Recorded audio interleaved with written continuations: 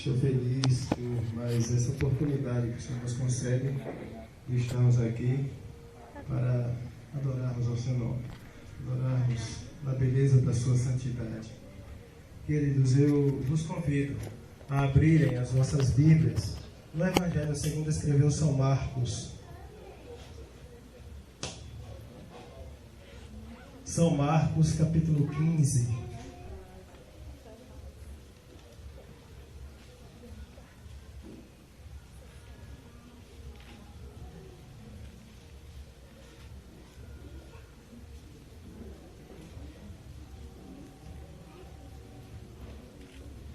Marcos 15, do 37 ao 41.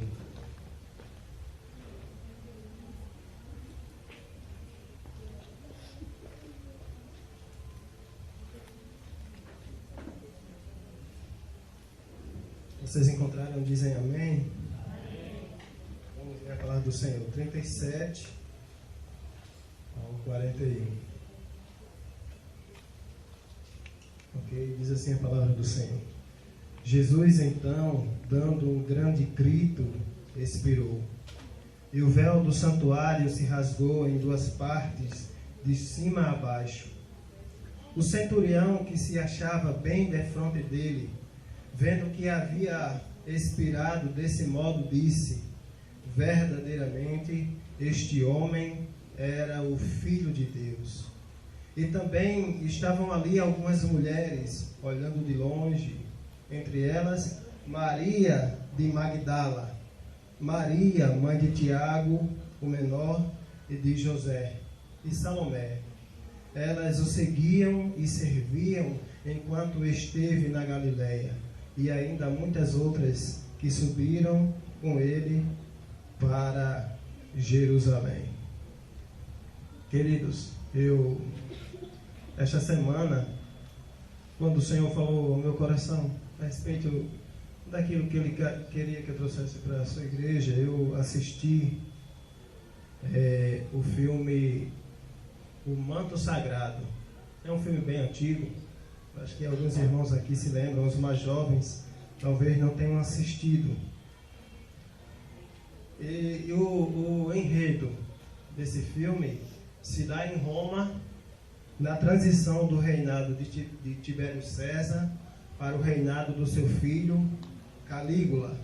No filme, um tribuno chamado Marcelo Gálio, por causa de uma disputa de autoridade entre ele e Calígula, é obrigado a destacar em Jerusalém. A chegada do tribuno a Jerusalém coincide com a última semana do ministério de Cristo na terra. Ele chega no domingo de Ramos. A dinâmica do filme é interessante, pois, a fim de não sair do foco proposto, Cristo não é visto clara ou destacadamente em tomada alguma. Porém, o espírito do Evangelho da graça orbita por cada tomada. Quando Jesus é preso, Pilatos envia o tribuno Gálio, junto com a guarnição policial, ao local da crucificação para evitar um motim. No local da crucificação, que é o Monte Caveira, enquanto os soldados jogam, e com eles o tribuno Gálio, Cristo agoniza. Em um dado momento trazem a túnica, que era o manto, que deu tema ao filme, a túnica de Jesus, e fazem uma aposta sobre ela. Como o tribuno estivesse com bastante sorte, ganhou a aposta, ficou com a túnica. Após uma discussão com seu escravo Demétrio, que o acusa de ser o assassino de Cristo, o tribuno arrebata das mãos do escravo o manto que ganhara na aposta. Mas algo acontece com o tribuno. O manto, ao tocar o seu corpo, aflige-lhe a alma, e este torna-se por demais sensível ao simples contato com o manto. A essa altura, o escravo toma-lhe o manto e o abandona. O tribuno começa a sofrer com delírios intensos. A sanidade mental do tribuno é fragilizada e os rumores de sua loucura vão se espalhando rapidamente. Tibério César intima-o a prestar relatório de sua expulsão em Jerusalém. Na audiência com Tibério, constata-se a insanidade de Gálio. Mas o mago do imperador diz que os sintomas são ocasionados por causa do contato, mesmo que breve, do tribuno com o manto, que estaria enfeitiçado. Sendo assim, o imperador envia-lhe de volta a Jerusalém, a fim de reaver o manto, para que pudesse ser curado. Tal jornada acabaria lá adiante, quando o tribuno descobriu que a origem das suas aflições não se encontrava no manto, e sim em sua consciência. A última semana do ministério terreno de Cristo foi uma semana muito conturbada. Escute só. No primeiro dia da semana, no domingo, Jerusalém o recebeu como um verdadeiro rei. Na quinta-feira seguinte o prendeu. Na sexta, a mesma Jerusalém, reunida à porta do palácio de Pilatos, gritava enfurecida: crucifica, crucifica, crucifica. Os mesmos personagens. Quando penso em tudo quanto Cristo sofreu durante a noite e madrugada da quinta-feira, e ainda todo o dia de sexta-feira da sua crucificação, penso em como Deus leva a sério o amor. Amor esse dispensado a míseros pecadores, elevado às últimas consequências. Cada ferida no corpo, no seu corpo, cada escárnio sofrido, cada marca deixada em sua carne, dão provas incontestes desse amor. A Bíblia diz isso de uma maneira dramática, usando uma lindíssima expressão. Nisto consiste o amor. Não em que nós tenhamos amado a Deus, mas em que Ele nos amou e enviou o seu Filho como vítima de expiação pelos nossos pecados. Um amor que deixa marcas. Esse é o tipo de amor que Deus em Cristo revelou. Marcas físicas tão profundas que após a ressurreição, Tomé, um dos 12, é convidado a pôr o seu dedo na ferida. Mal sabia ele que ali, naquele instante, era Cristo quem punha o dedo na sua ferida, a incredulidade.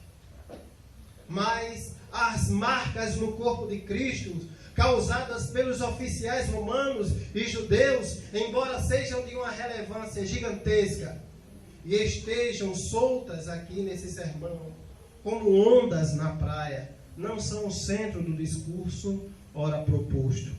Preferia ter-me as marcas deixadas por Cristo na humanidade, e não as sofridas por Ele, por amor a ela. Vejo a cada passo do Messias neste planeta um rastro vivo de graça e misericórdia que jamais se extinguirá, permanecerá para sempre. Lendo os evangelhos, muitas vezes me pergunto como uma única pessoa pode ter marcado tão positivamente e significativamente tantas outras pessoas. E mesmo após 2000 anos, continua marcando, marcando e marcando. Mary Gordon, uma romancista inglesa, comentando textos como o de Lucas, capítulo 18, versículos de 15 a 17, quando os discípulos quiseram impedir que os pais trouxessem as crianças para que fossem abençoadas por Jesus, e Jesus as punha no colo. Mary Gordon diz que para ela, uma das principais qualidades que a atraíram a Jesus foi a sua sensibilidade para com as mulheres e as crianças. Ela diz, escute isso, certamente Jesus é o único herói carinhoso da literatura, Quem pode imaginar um Aquiles ou um Hércules carinhoso? A verdade é que desde a promessa de sua vinda, concepção, nascimento, vida e morte, os que direta e indiretamente se envolveram com Jesus foram marcados por sua personalidade singular. Podemos muito bem perceber o caráter marcante de Jesus na impressão que ele deixava naqueles que pela fé vislumbravam seu futuro ministério. Os profetas, Moisés, tendo sido agraciado com um flash a respeito do ministério do Filho de Deus, olha lá no futuro, olha para Cristo lá no futuro e diz: ele vai ser profeta igual a mim. Daniel, cheio de euforia, decifrando a visão de Nabucodonosor, diz: o Deus do céu há de levantar um rei sobre a terra, mas esse rei, Nabucodonosor, será um rei diferente de todos os demais. Seu reino é um reino que jamais será destruído. Ao contrário, suplantará todos os outros reinos e será estabelecido para sempre. Davi, poeta como era, usa sua pena para extravasar o que sentiu na sua antevisão messiânica e conclama: levantai, ó portas, os vossos frontões, elevai-vos, portais antigos, para que entre o Rei da Glória. Quem é esse Rei da Glória? É o Senhor forte e valente, o Senhor valente nas guerras. Levantai, ó portas, os vossos frontões, elevai-vos, portais antigos, para que entre o Rei da Glória. Quem é esse Rei da Glória? É o Senhor dos Exércitos. Ele é o Rei da Glória. Isaías, conhecido profeta messiânico, por uma obra da graça soberana, vê ao Senhor 712 anos antes do seu nascimento. E a impressão que ele tem do Senhor é a seguinte: ele cresceu diante de Deus como renovo, como raiz de uma terra árida. Não tinha beleza nem esplendor que pudesse atrair o nosso olhar, nem formosura capaz de nos deleitar. Era desprezado e abandonado pelos homens.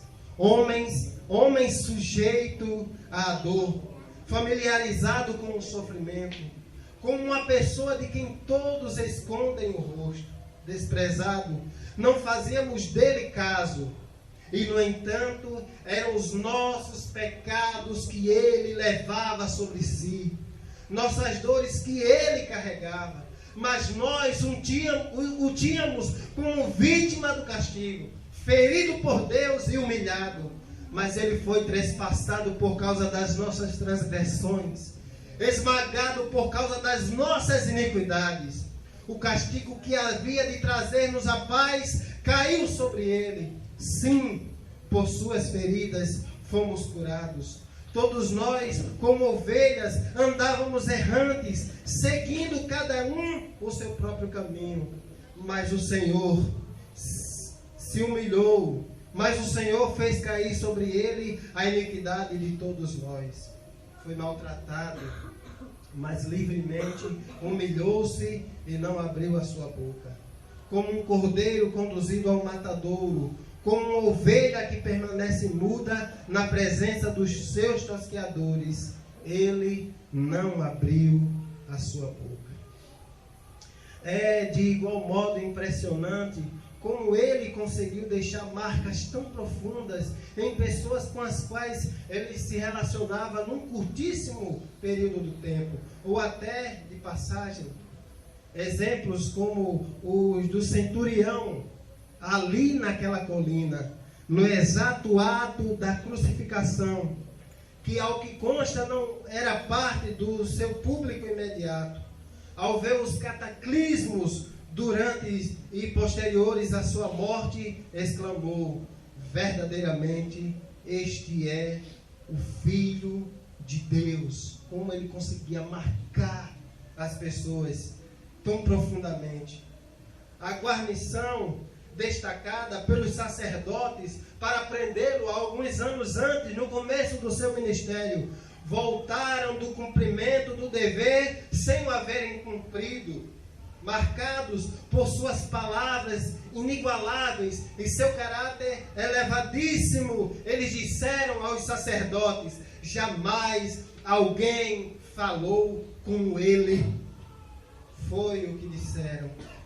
O ladrão, crucificado à sua direita, absorto em seu intenso e natural conflito acerca do perdão divino, consegue, talvez, mais rápido que qualquer outro, enxergar ali, ao seu lado, sofrendo tanto quanto ele próprio, não um criminoso, mas um rei. E ele diz: Senhor, lembra-te de mim quando entrares no teu reino. Mas que reino? O reino de um crucificado? Como aquele crucificado conseguiu enxergar ali, naquele que estava sendo crucificado igual a ele, um rei e não um criminoso? Eram as marcas que Cristo conseguia deixar nas pessoas. Mateus, Marcos, Lucas e João, os evangelistas inspirados, também individualmente registraram uma porção particular daquilo que mais lhes marcou nas últimas horas de Cristo. Só Lucas fala do lamento de Jesus pelas filhas de Jerusalém, enquanto ele cambaleava pela Via Crucis. Filhas de Jerusalém, não chorem por mim, chorem antes por vós e por vossos filhos, porque se fazem isso ao madeiro verde, imagino que não se fará ao seco. E só Lucas relata a conversão do ladrão que estava à sua direita. Também apenas Lucas relata o ato covarde dos soldados do Sinédrio, que vendando os olhos de Jesus, eles bofeteavam-no e zombavam: profetiza quem é que te bateu. Apenas Lucas menciona que no momento da terceira e última negação de Pedro, ao canto do galo, Cristo, que também estava no pátio da casa do sumo sacerdote, olha para Pedro, e Pedro, por sua vez, olha para o Rabi, e ali os olhos se cruzam. Que cena, já imaginou? Que cena? Pedro negando a Cristo. Pela última vez o galo cantou, Cristo olha para Pedro e Pedro olha para Cristo. Os olhos ali se cruzam. E o evangelista Lucas capta esse momento e marca essa cena, descrevendo: essas coisas o marcaram. Só Mateus relata a lavagem das mãos por Pilatos e a resposta de Cristo ao ato violento de Pedro contra o soldado Malco. Só ele, só Mateus. Resposta que revela sensivelmente a coincidência de si que em Cristo havia. Mesmo naquele momento tenebroso, ele, se quisesse, teria legiões de anjos à sua disposição. É Mateus quem publica a sentença certa da turba ensandecida em resposta a Pilatos: quem quereis que eu vos solte? Eles disseram: solta-nos a Barrabás. E crucifica Cristo. Aí Pilatos disse assim: eu hei de crucificar o vosso rei. Eles disseram: nós não temos rei senão César. Então o que é que eu faço com Cristo? Que ele seja crucificado. Eu lavo as minhas mãos do sangue desse inocente, que o sangue dele recaia sobre vós. E a resposta deles foi: que o sangue dele caia sobre nós e sobre os nossos filhos. O que se cumpriu 70 anos depois da morte de Cristo, quando o imperador Tito destruiu Jerusalém praticamente por inteira. O sangue do inocente caiu sobre Israel e sobre os seus filhos. É Mateus também que teve o cuidado de registrar o tiro pela culatra dado pelos principais sacerdotes. Preste atenção a isso. Só Mateus registrou isso. Espetacular. Fantástico. O tiro pela culatra dado pelos principais sacerdotes, que pediram a Pilatos um destacamento de soldados para guarnecerem o túmulo em que Cristo fora enterrado. Não aconteça, eles diziam, que seus discípulos roubem seu corpo e inventem que ele ressuscitou. Pois é, ele ressuscitou, mesmo com a escolta. E agora, dizer o quê? Se não houvesse escolta, pelo menos eles poderiam ter inventado que os discípulos haviam furtado o corpo. Mas com a guarnição policial de plantão, fica difícil. Foi um tiro pela culatra. Essas coisas o marcaram.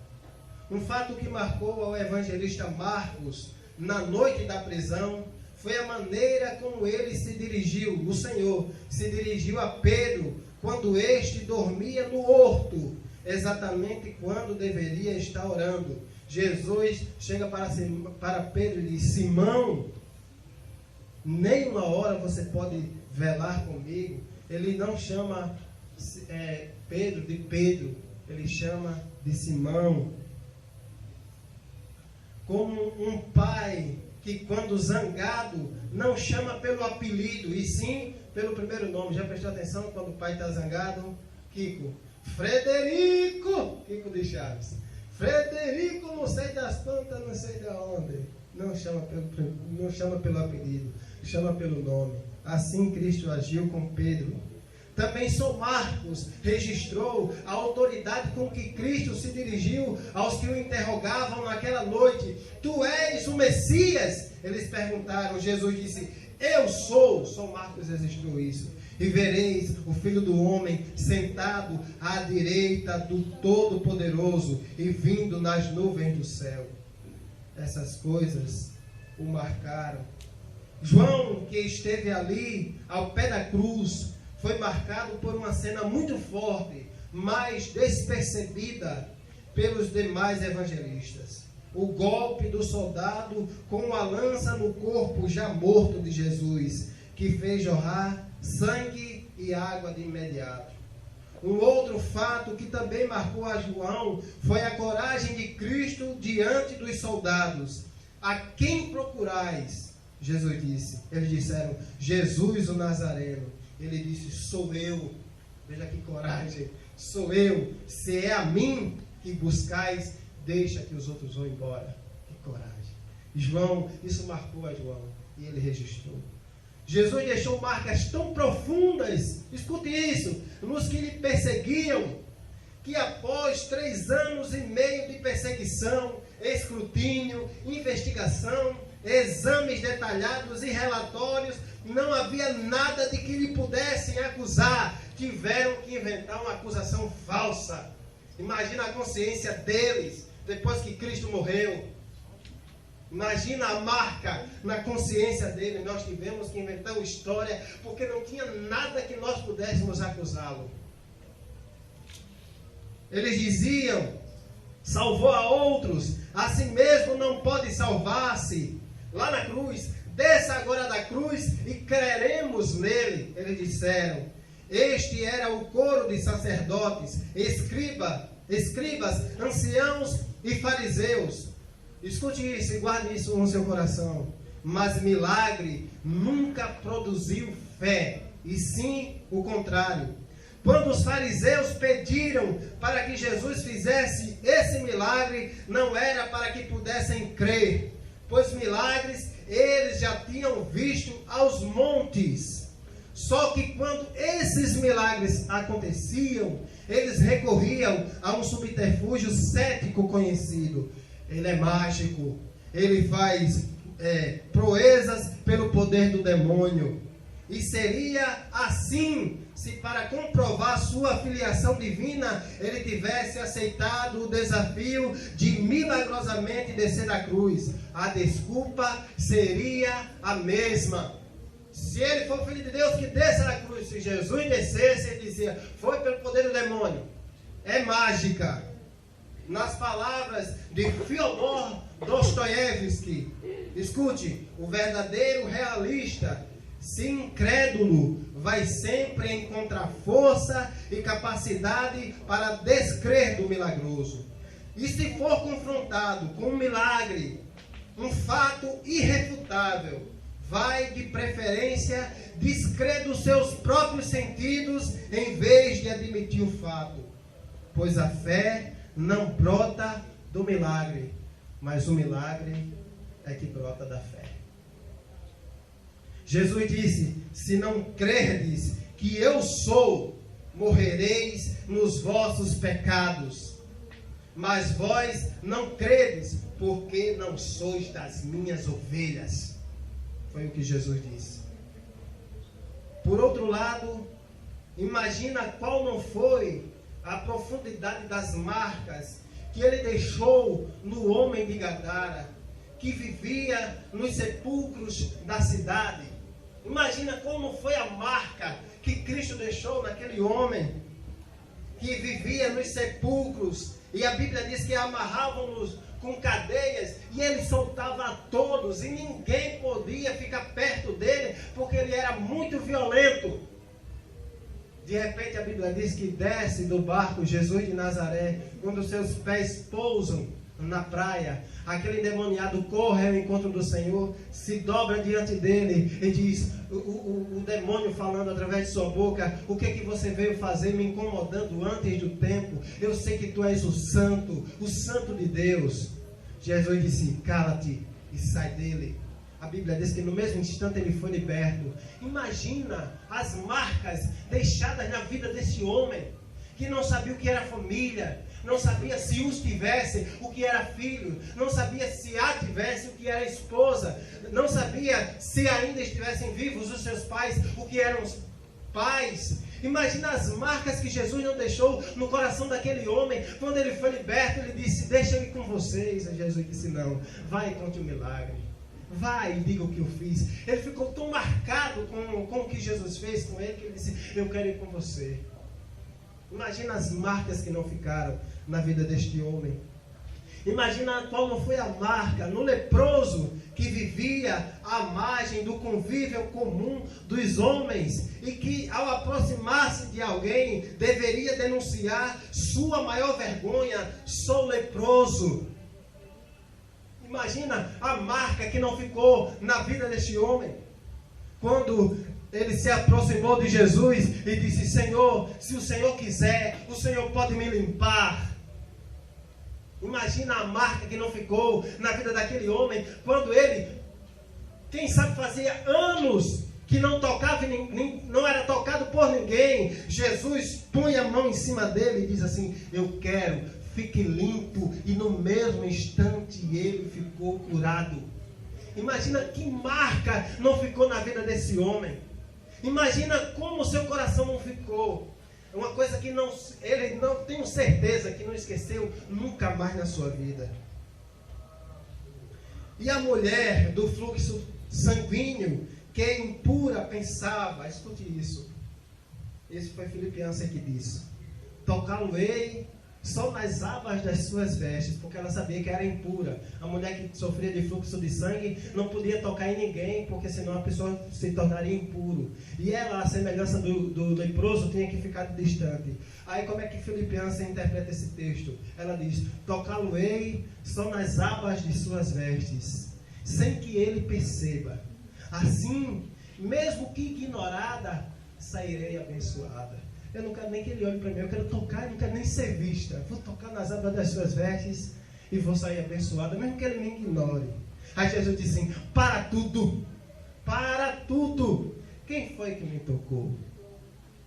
Ela disse, fui eu, Senhor. Aí ele disse, eu sei porque de mim saiu poder. Imagina a marca que não ficou. A mulher sofria 12 anos com o fluxo sanguíneo. Também não sabia o que era conviver em sociedade. Imagina que marca não ficou no coração daquela mulher, que no tempo de Cristo, na Judéia do tempo de Cristo, os homens nem se dirigiam às mulheres na rua. Jesus para e diz assim: filha, a tua filha, aleluia. Ele disse: filha, a tua fé te salvou. Aleluia. Glória a Deus. Glória a Deus. Espera um pouquinho que meu coração não suporta. Aleluia. Marcas deixadas também naquela mãe cirofenícia que, desesperada, correu ao seu encontro e, ao voltar para casa, percebeu com alegria que saíra ao encontro da pessoa certa, de alguém que valia muito, muito a pena. Aleluia.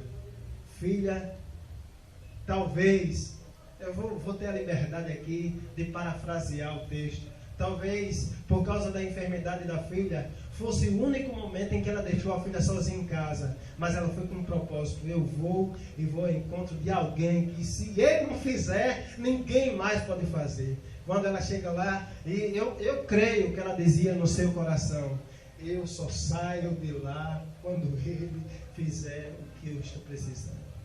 Por isso que quando Jesus disse assim para ela: não é lícito pegar o pão dos filhos e lançá-lo aos cachorrinhos. Sabe quem é que suporta uma palavra dessa? Uma mãe desesperada. Uma mãe vai até o limite, vai até o último. Eu tenho certeza, como filho que sou, da mãe que tenho. Se fosse por ela, ela não se sujeitaria. Mas porque era para a filha, pela filha, ela disse: até os cachorrinhos comem das migalhas que caem das mesas dos seus senhores. Jesus disse assim: grande é a tua fé, vá para casa. Aleluia. Glória a Deus. Aleluia. Aleluia. Vá para casa, porque eu já te abençoei. Aleluia. Deixa eu tomar um pouco d'água, estou meio nervoso.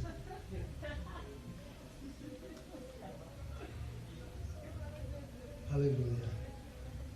Marcas profundas também na vida daquele homem que vivia na beira de um tanque há 38 anos, à espera de um ato de misericórdia, e que foi surpreendido com um ato de graça inimaginável.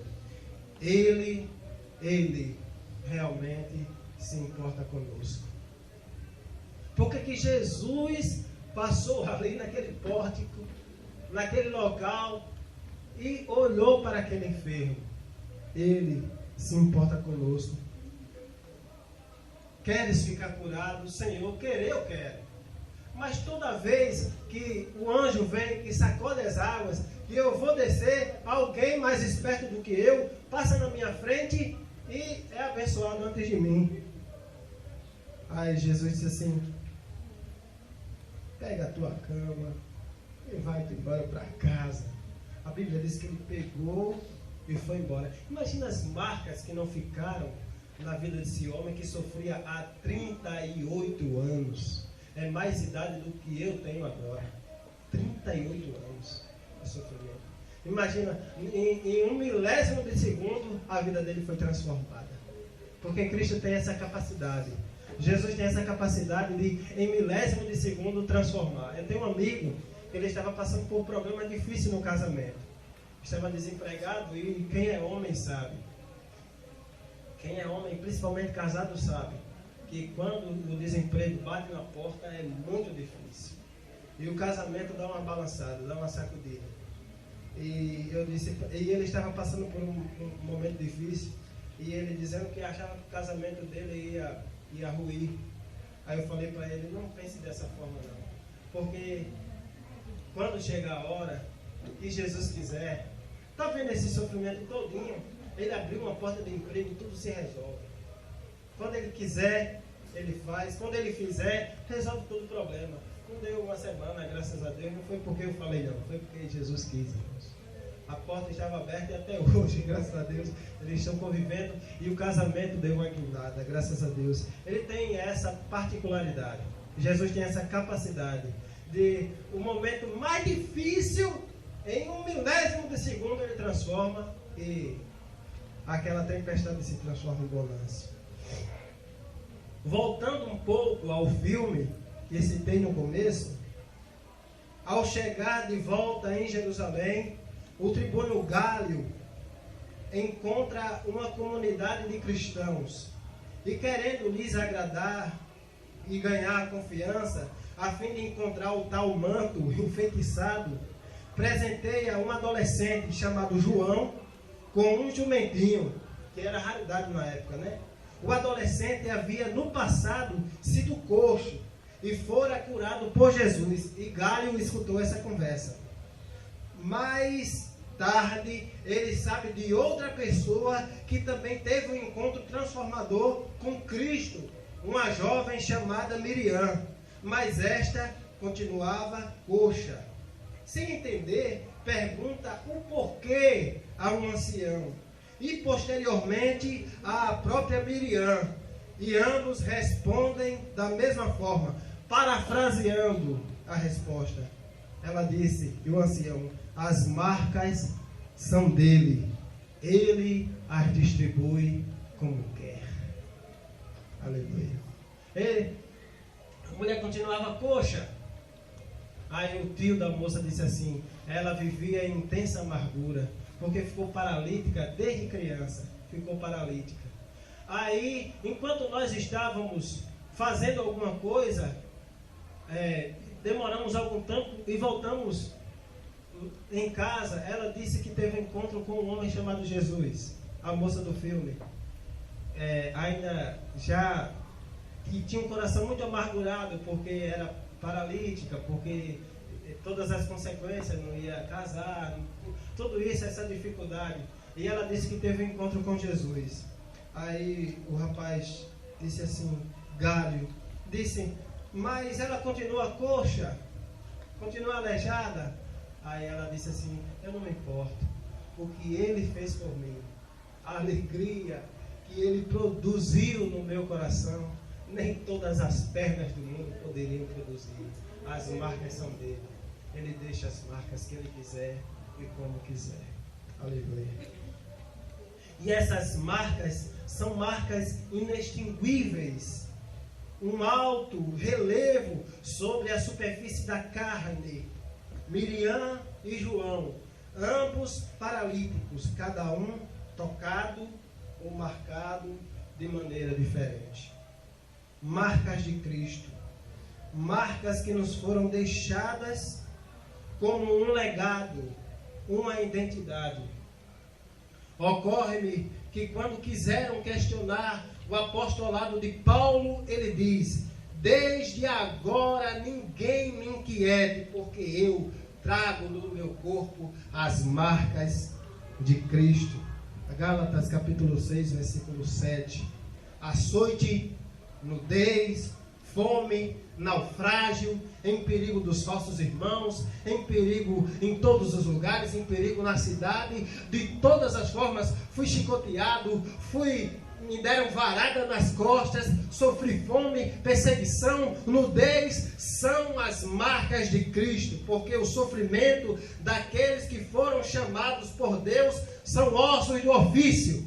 Não dá para ser cristão e não sofrer, ao contrário do que o pessoal está dizendo por aí, né? Pelo menos o que a Bíblia diz é o contrário. São resultado do antagonismo que há entre a filosofia antropocêntrica do mundo e a filosofia cristã. Você discorda, você sofre retaliações. E essas retaliações deixam marcas. Aqueles que desejam viver piedosamente padecerão perseguições. Disse o apóstolo São Paulo a Timóteo, 2 Timóteo capítulo 3, versículo 12. E os inimigos, os vossos inimigos, serão os da própria casa. Quer sofrimento pior do que esse? Quer sofrimento maior do que esse? Jesus disse: está pensando que eu vim trazer paz? Eu vim trazer espada.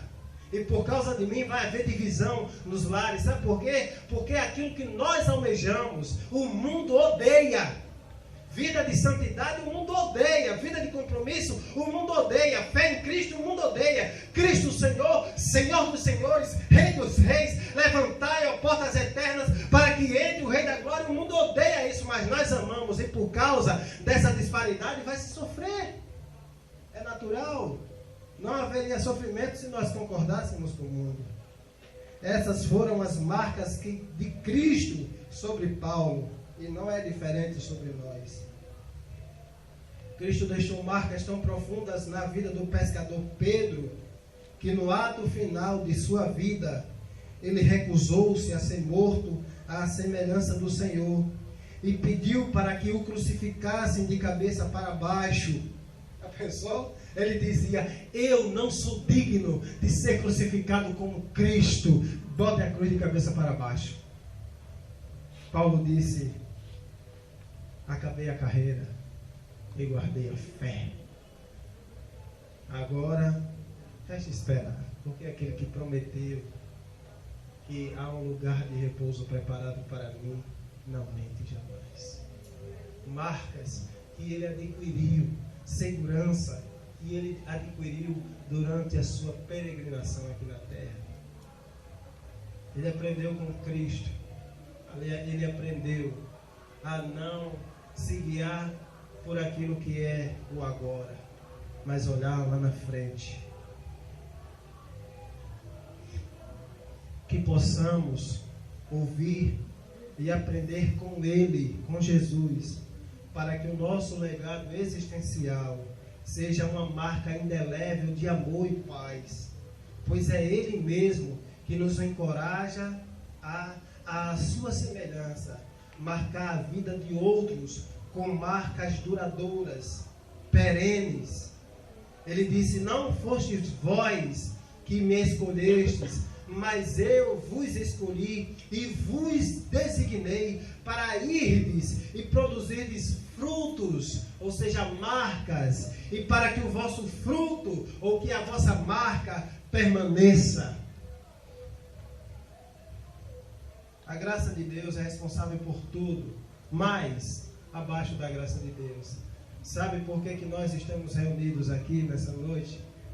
Além do sacrifício de Cristo e todas as coisas que nós já sabemos, é porque uma igreja marcada por Cristo, lá em Roma, não concordava em abandonar sua fé e adorar o imperador, e dizia: pode tocar fogo na fogueira, porque eu vou ver o meu rei na sua glória. Marcas. Isso é uma marca da igreja, a marca de mártir. Sabe por que nós estamos aqui hoje? Porque os apóstolos jamais negaram a sua fé. Porque Paulo aceitou ser decapitado sendo um homem sábio da época. Mas ele disse: tudo que eu aprendi, tudo que eu sei, tudo que eu aprendi aos pés de Gamaliel, eu considero como esterco, como refúgio, para que possa aprender da sublimidade de Cristo. São marcas que a igreja jamais deve abandonar, que você jamais deve abandonar. Essas são as marcas de Cristo. E agora eu quero fazer uma pergunta direta a você que me ouve nessa noite. E essa pergunta eu faço a mim mesmo, porque não sou hipócrita. Qual a marca que você tem deixado na sua casa, na sua família, no lugar onde você trabalha, onde você estuda, entre os seus amigos? Qual é a marca? Ou você se reúne com aqueles que não conhecem a Cristo e é tão desconhecedor de Cristo quanto eles? Ou você não é um arauto?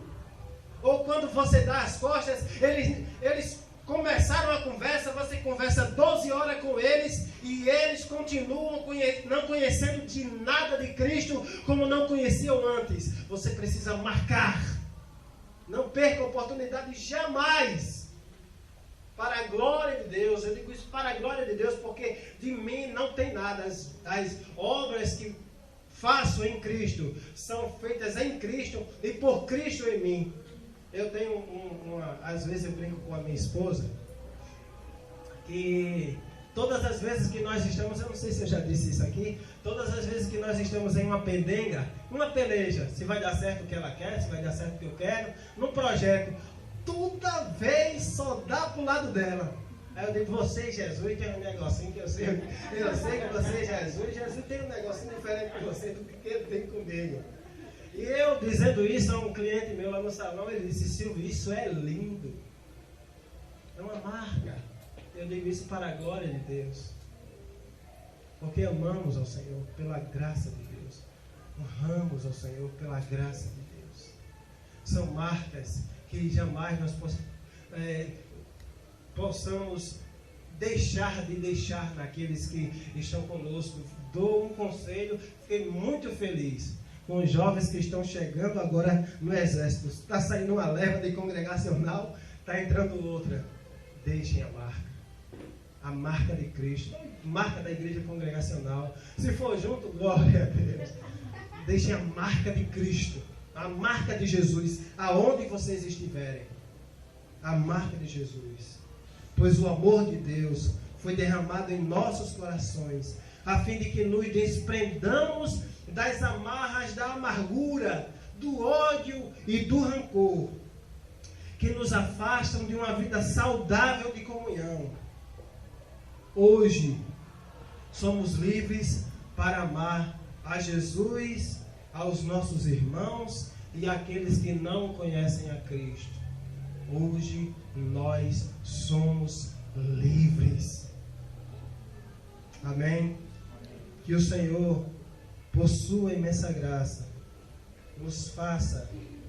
nos torne dignos de vivermos uma vida que possa marcar, que a nossa existência não seja apenas mais uma, mas seja uma existência que marque a vida de todos ao nosso redor, em nome de Jesus Cristo. Que Deus abençoe a todos.